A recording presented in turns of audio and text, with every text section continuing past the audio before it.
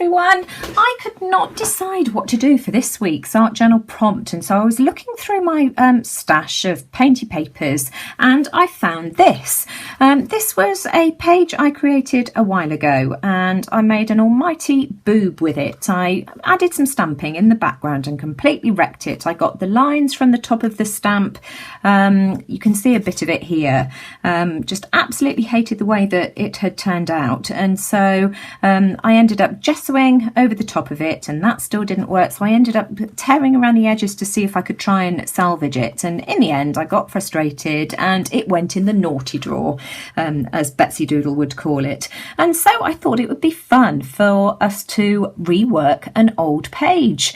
You can either work on a page that you tried and it all went horribly wrong, like I'm doing here, or you can rework a page that you weren't particularly happy with. It's entirely up to you, but what I would like you to do is show a before and after, just so that we can all see the difference. So rework an old page. What I am going to do is add some gesso over the top of this. I'm not sure how successful I'm going to be, or whether I'll get complete coverage, because I've used sprays. Now I can't remember whether it was the Cosmic Shimmer sprays I used on this, or whether it was Docraft, but whichever, they are water reactive, I'm pretty sure. But I'm just going to grab a brush. Here we go, here's one here, and I've got my gesso at the ready, and I am just going to go straight over the top of the whole page and try and cover everything up that we've got here. And yes, they are water reactive, because I can see it all coming through, but that's absolutely fine, as long as I can cover up the majority. In fact, I'll probably end up using the same kind of colours, and see if I can go down the direction that I'd originally intended to do before I mucked everything up. But I know that we've all got pages that we've either discarded or we're sort of not entirely happy with. So I thought, you know, this is a good opportunity to do something about it, isn't it? And try and get something off to a better effect. I absolutely love how that looks, actually. I just love seeing the colours showing through. Let me just try and get a smooth coverage as I can. I'm working on a piece of parchment paper just because gesso is just so messy. Right, I think I'm going to leave that be and give this a dry with my heat gun. Now the gesso's nearly dry. It's dry enough for me to continue working on it, and I should tell you what I've got in the background. It was just various scrap papers that I had lying around on my desk. There's the spiral bound bits off some mixed media paper, mixed media pad, and just strips of leftover pieces of cardstock and mixed media paper. So I've grabbed a couple of Docraft Artiste spritzing inks. These are the original ones that I used, I think, and I'm going to use violet and ocean blue. I think I'll start off with the lighter colour first. So these have had a good shake already, and I'm just going to add some of these colours, and then I'm going to add some, whoopsie-daisy, I'm going to add some water as well, and try and get this to mingle and mix a bit. So let's see what we end up with. These colours are just absolutely gorgeous. Now these colours are more or less next to each other on the colour wheel, so I know that if they blend into one another, I am not going to end up with mud. So if you're doing this kind of things with with inks, just be careful with the colours that you use. I just love that. Isn't that just so pretty? Isn't that gorgeous? And because I've got gesso as well, it's starting to resist some of the areas, but that's absolutely fine. Let's in fact, I think I'm going to give that a dry as it is, because I just love those colours. I think they're really pretty. Now I just feel as if I want another highlight in these areas here, so I'm using the spritzing ink, this time in electric blue, and I just want to add a little bit. In fact, what I'll do is I'll spray on the edge. I think that's going to be a bit easier, so I shall spray it in this area here and then get that to drip down. Well, you see, I like that. And then I'm going to go and give that a dry, and then I think I'll come in and do it from the other direction as well. But I think I'll dry that first. But I might tip it up the other way and get it to drip that way down too. That is really pretty. Right, so I'll give that a dry and then we'll do it from the opposite direction. Added a little bit of extra colour. I think I'll start off at this end this time. So I'll spray that there. Squirt with water to get it to drip and run down. But I think I'll add a bit here too. There we are. Just let that drip.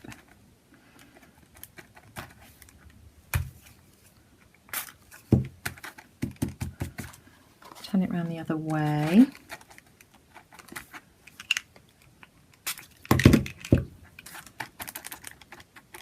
I just love how much that glimmers. I'm not sure whether you can pick up the amount of shine in this from the sprays, but it's just really gorgeous.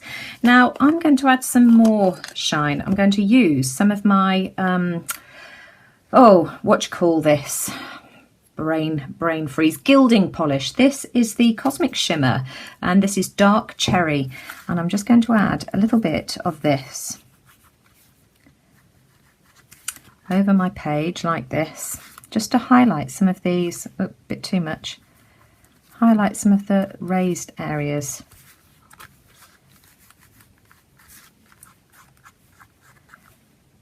Really like that, and I'm going to add do the same in a blue as well, and I'm going to do exactly the same with Ocean Teal. Oh, whoops daisy, a bit too much there. And I'll just add a little bit of this. These colours are just absolutely gorgeous. Oh, beautiful. I just love a bit of glimmer.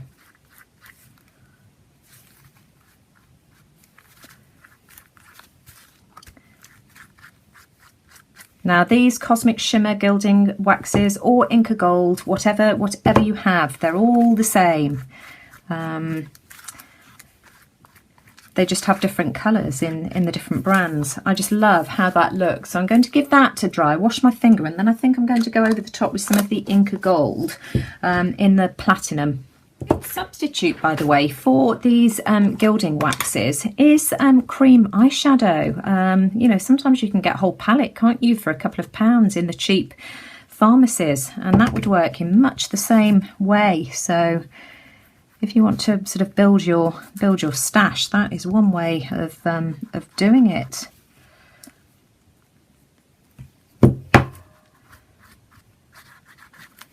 I just think that looks so pretty. Isn't that gorgeous?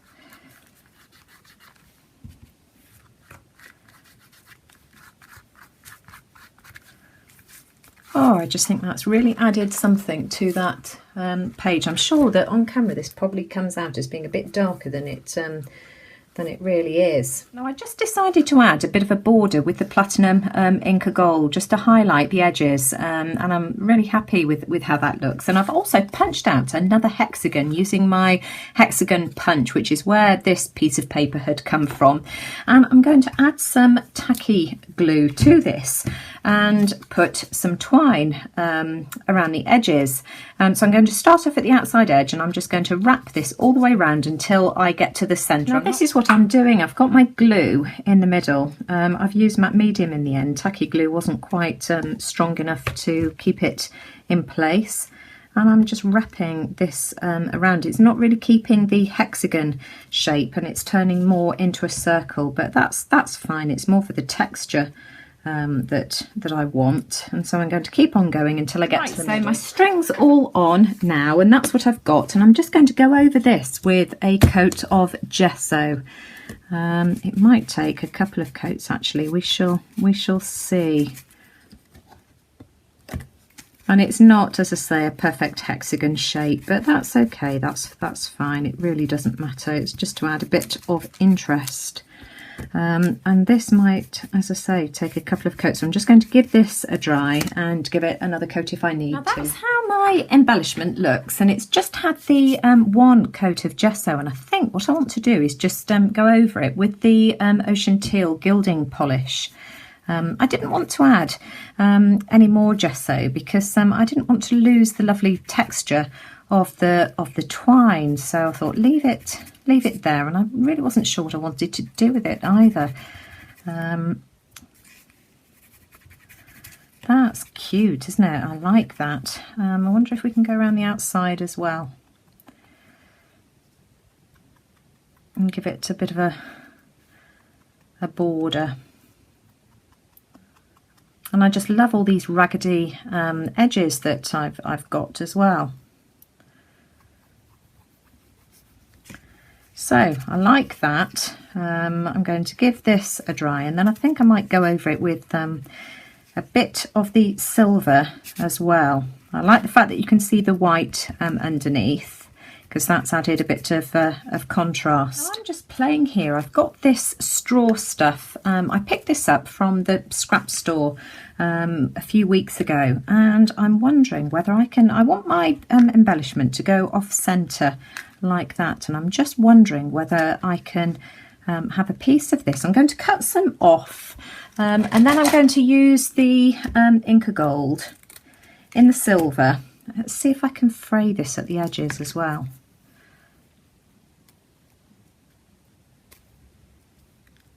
Oh, there we go. That's worked. And then I'm going to go over this in the Inca Gold, in the silver, in the platinum. Let's try this and see what happens. In fact, no, I'm going to need to gesso it first. It's just sliding off. So I'm going to coat this with gesso, and then I'll be back. Try again. That's had a coat of gesso on each of the sides, and I'm going to see now if it will take. My Inca Gold's getting a bit dry. Yeah, I think it is. So I'm going to go over it like this until I've got coverage. I shall do it on both sides as I've done with the gesso, and I'm going to play around with this until I'm happy with it, just really trying to rub this platinum Inca Gold in. Right, now that's now looking silver, so I'm quite happy with that. And I'm just going to go over, let me just move that out of the way, because I just want to add some silver to the top of this as well.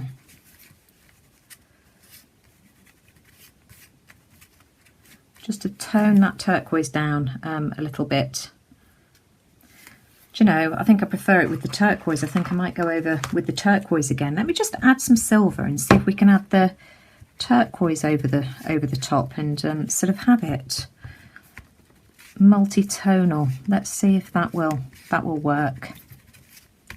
I know the effect I'm trying to get. It's just getting there. So I'm just going to add some of the teal back over the top again. There we go, that's better. Yeah, much prefer it with the teal, but you can see the silver underneath now, and that looks really, really pretty. Let's highlight the edges again.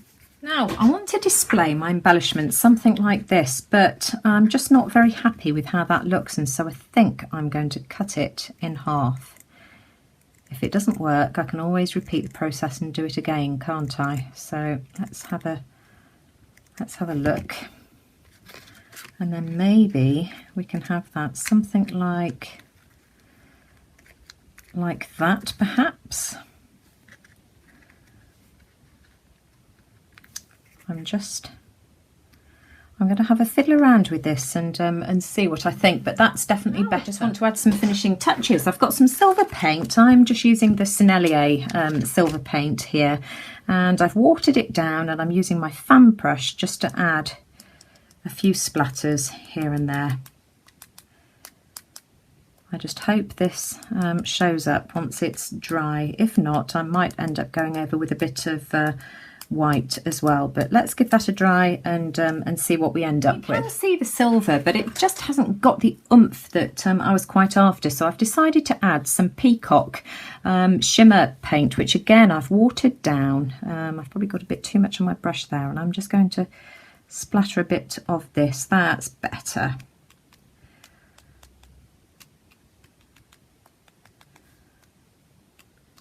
because again that will go with the teal that I've got going on with my embellishments. I'm going to give this a dry. And then finally I just want my organic shape to go somewhere on my page like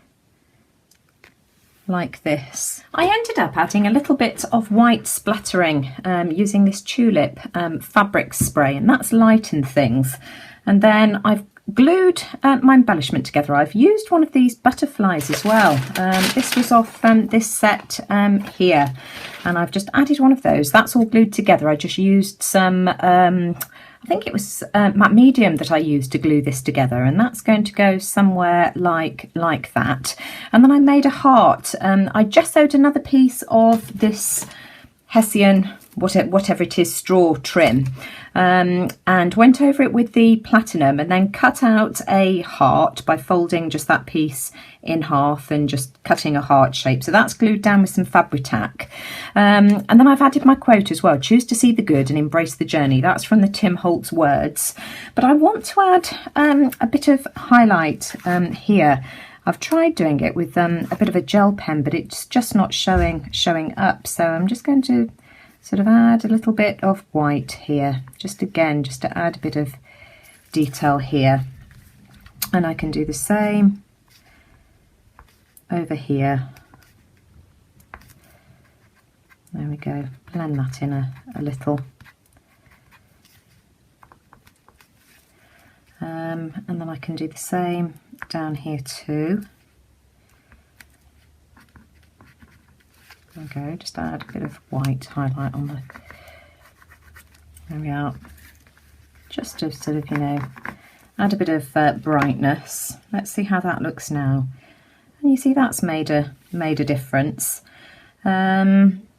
So I'm just going to continue to play with this. And here's my finished page. Now I continued adding highlights over the raised areas with my white Prima oil pastel, and then I glued my page into my journal, and I just felt that something was missing. There was something that wasn't quite right, and it just goes to show that stepping away from things often brings new ideas. I left this over the weekend and then came back to it, and I just felt that 2 more butterflies might do the trick. The one butterfly on its own just looked a little bit lost, and so I added 2 more butterflies from the pack. I've inked around the edges with the platinum Inca Gold in the same way that I did with this one.